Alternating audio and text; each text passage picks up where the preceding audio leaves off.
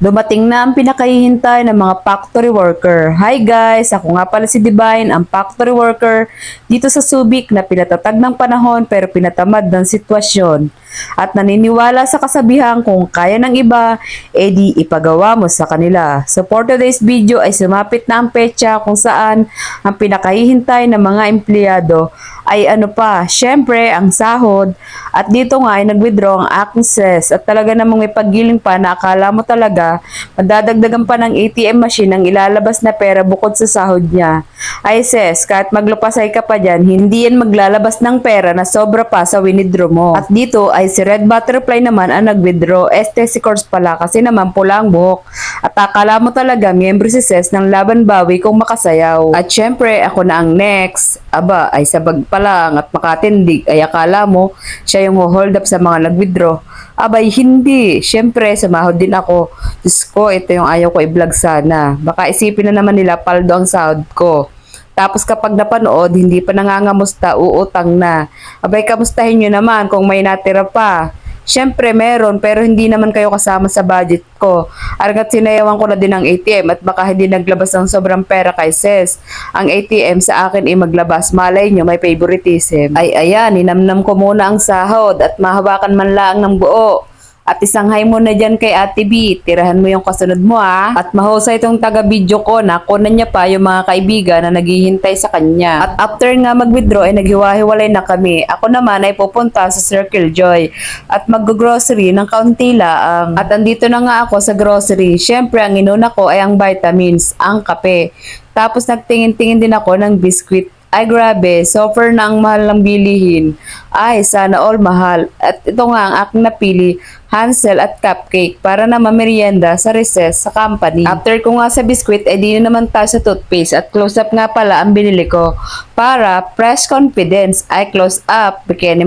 Dito naman tayo sa cologne at bumili na din ako ng isa sa favorite consent ng Louis and Pearl, ang Dream. Tapos, diretso tayo sa sabon. Kahit di pa nakikita yung 1% na germs at dahil may konsensya tayo, safeguard. Dito naman ay kumuha na din ako ng popcorn. Ang kinuha nga pala ay si Del dahil dedele-delehin natin ang bango sa damit. At bumili na din ako ng tissue pamuna sa paa bago magsapatos.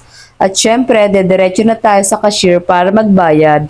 At dito nga ay tinitignan ako ni ating maganda at tinanong niya ako kung nagbablog daw ba ako. Sabi ko, oo. Tinanong niya pa ako, ikaw po yung factor worker sa Subic. Yun pala, napapanood niya ako at sinama ko na siya sa vlog ko. Sama ka natin. Parang nakakalog sa Oo. Kaya pala tinitignan mo ako. nakapanood.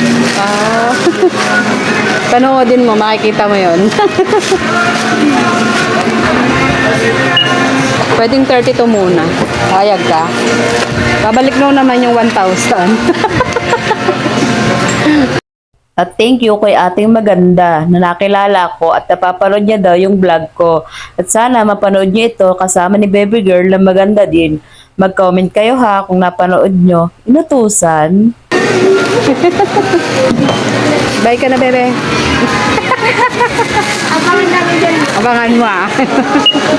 At after natin sa Circle J dahil sahod nga ni, ay diretso tayo sa kung saan bida-bida siya. Bida pala ang saya. At dito tayo diretso sa It's Depend. It's Dependot para naman mag-order. Siyempre, wag natin kakalimutan na i-treat ang ating sarili dahil tayo nagpakapagod para makasahod. Ang sahod ay minsan malaki, minsan maliit. Pero ang mahalaga ay kaya nating mag-budget. Sabi nga nila, unahin ang pangangailangan at kung may matira, tsaka na ang luho. Pero nasa inyo pa rin naman ang desisyon. Baka sabihin nyo pa, pakialamera ako.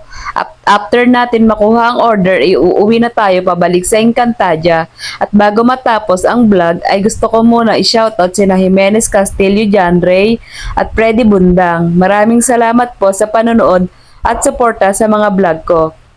So paano? Until next vlog, thank you for watching.